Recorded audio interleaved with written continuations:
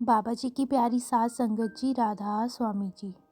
संगत जी, आज की यह साखी एक सत्संगी द्वारा फरमाई गई एक सच्ची घटना है। जब उनसे पूछा गया कि कुछ सत्संगियों की शिकायत रहती है कि उन्हें नाम सिमरन में अंदर कुछ दिखाई नहीं देता, जिसकी वजह से वह चिंता में पड़ जाते हैं, ऐसा क्यों होता है? जिसका बहुत ही सुंदर जवाब आप जी ने दिया। साथ संगत जी, साखी को पूरा सुनने की कृपा करें जी। संगत जी, हम अक्सर ऐसे बहुत से लोगों से सुनते हैं कि उन्हें नामदान मिले हुए बहुत समय हो गया है और उनकी अक्सर शिकायत रहती है कि उन्हें अंदर कुछ नहीं दिखाई देता। वह रोजाना भजन सिमरन भी करते हैं, भजन सिमरन को पूरा समय भी देते हैं, लेकिन फिर भी उनकी बात नहीं बनती। उन्हें अंदर कुछ दिखाई नहीं देता, उन्हें धुन सुनाई नहीं देती, जिसको लेकर वह परेशान रहते हैं। और ऐसी स्थिति में दूसरे सत्संगी भाई बहनों से बात करते हैं और उनसे पूछते हैं कि आपको कुछ दिखाई दिया? अक्सर ऐसी बातें होती रहती हैं, लेकिन उनसे भी उन्हें यही सुनने को मिलता है कि हमें भी अंदर कुछ नहीं दिखाई दिया। तो जब एक कमाई वाले सत्संगी से यह प्रश्न पूछा गया कि कुछ सत्संगियों की शिकायत रहती है कि उन्हें भजन सिमरन में अंदर कुछ नहीं दिखाई पड़ता, तो उन्होंने एक बहुत ही सुंदर साखी सुनाई, जो मैं आप सबसे साझा कर रही हूँ।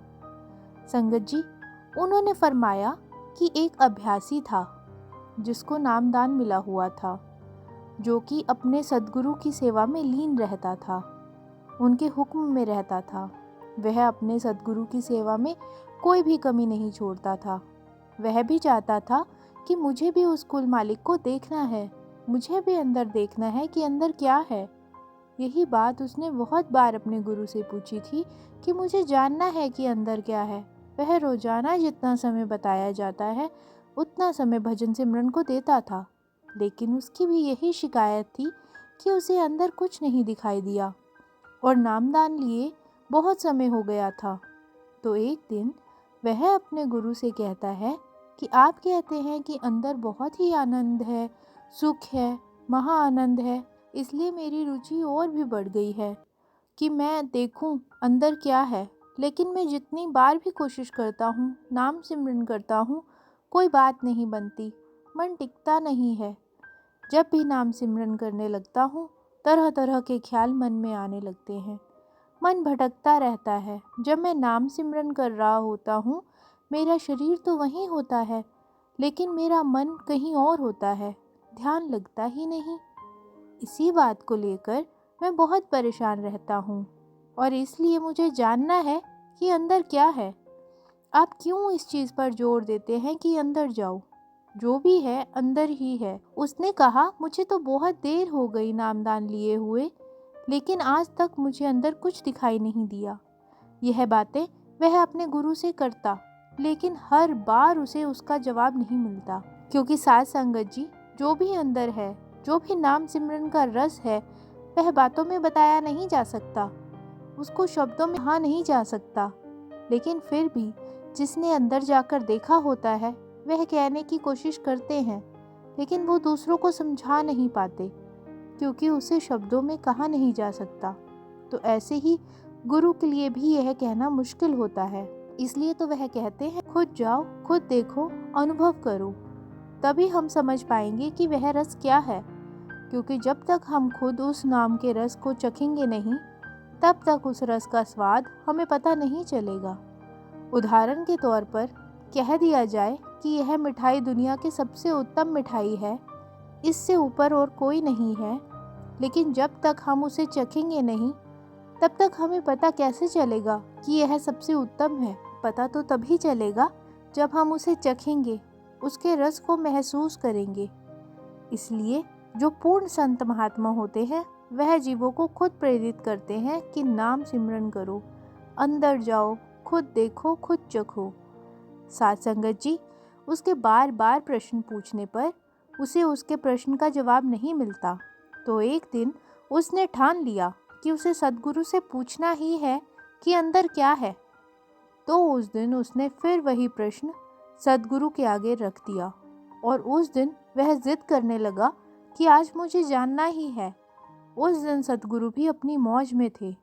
तो सद्गुरु ने पहले थोड़ा सा मुस्कुराया और उसके बाद कहा कि तुझे मालिक से प्रेम है तो इस बात की जिद क्यों कर रहा है, और तुझे अंदर जाकर देखना है तो बस अपना कर्तव्य करता जा, नाम सिमरन करता जा। तू ऐसी जिद क्यों कर रहा है कि तुझे अंदर देखना है? यह भी एक इच्छा ही है, यह भी एक विचार है जो हमारी भजन बंदगी में बाधा बनाता है। जब हम भजन बंदगी करते हैं, नाम सिमरन करते हैं, तब हमारे मन में कोई विचार नहीं होना चाहिए, कुछ भी नहीं होना चाहिए, ना कोई इच्छा होनी चाहिए, ना कोई विचार। मन में सिर्फ उस मालिक का नाम होना चाहिए। लेकिन जब हम किसी भी तरह की इच्छाओं को लेकर उसके नाम का जाप करते हैं, भजन बंदगी करते हैं, तब हमारी बात नहीं बनती, हमारा मन नहीं टिकता, क्योंकि यह इच्छाएं हमारी भजन बंदगी में बाधा बनती हैं। जब हमारा मन पूरी तरह से खाली हो जाता है, शून्य हो जाता है, तो उस समय उस कुल मालिक की कृपा होती है। लेकिन जब तक हम इच्छाओं को लेकर बैठेंगे, तब तक बात नहीं बनेगी।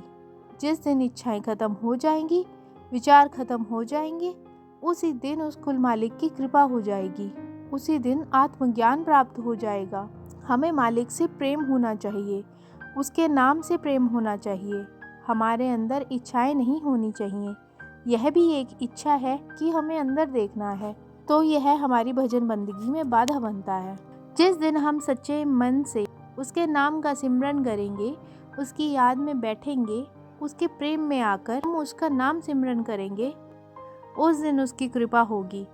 फिर सद्गुरु ने आगे उस भाई को समझाया, जब भी भजन सिमरन पर बैठो तब अपने दिल और दिमाग को शून्य कर दो।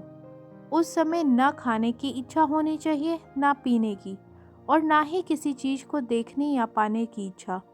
जब दिल दिमाग शून्य हो जाए, उस समय सिमरन पर बैठ जाना, धीरे धीरे बात बनने लगेगी। तो साथ संगत जी, इस तरह आप जी ने एक साखी के माध्यम से इस प्रश्न का बहुत ही सुंदर तरीके से जवाब दिया, जो कि सभी को समझ आ गया। हमें भी चाहिए कि हमारे मन में भी कोई भी इच्छा नहीं होनी चाहिए, कोई भी विचार नहीं होना चाहिए, और हमारा मन भजन सिमरन के समय केवल मालिक पर केंद्रित हो। क्योंकि मन में इच्छा होगी तो मन टिकेगा ही नहीं, और मन टिकेगा नहीं तो हमारी बात भी नहीं बनेगी। ब्यास में होने वाले सवाल जवाब में भी आपने कई बार सुना होगा, जब बाबा जी कहते हैं कि हमें सिर्फ अपना कर्म करना है, यह नहीं देखना कि हमें कुछ नज़र आ रहा है या नहीं। हमें किसी चीज़ की इच्छा नहीं रखनी। हमारे कर्म इतने ज़्यादा हैं कि हम अगर कई जन्म भी ले लें तब भी उनका भुगतान नहीं कर सकते। इसलिए जैसा कि इस साखी में समझाया गया है, मन को शून्य कर दो और फिर सिमरन पर बैठो। और अगर कुछ अंदर नज़र आए तब भी वह हजम करो, किसी से साझा मत करो।